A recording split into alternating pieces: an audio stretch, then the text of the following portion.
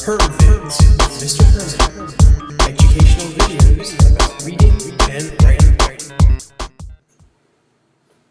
Hi class, Mr. Herman here. I'm going to explain today how to create a boast poem, which is one of the options for your final project. It's an ancient type of poetry, one that you might have found if you read Beowulf before, and it involves bragging about yourself, something that I'm sure you guys are terrible at. Let's get going.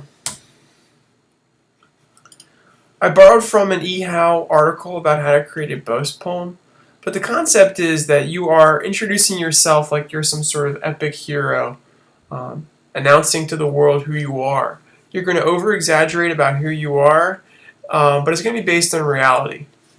So for instance, if you're a great video game player, you're going to say things like you slay noobs,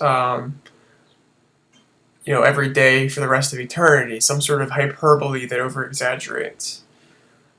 This one gives you a few options how to start off. Write an introduction that says what you'd like to be called.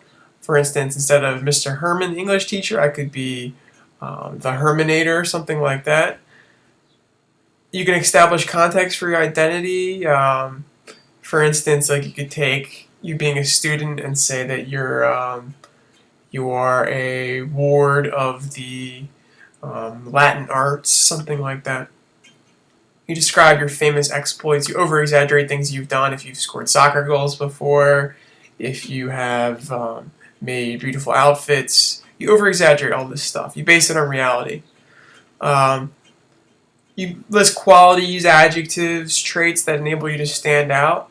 A few examples here. This one's from a show called The Boondocks. It's the theme song. This is a less traditional boast, but right here is another example of a boast.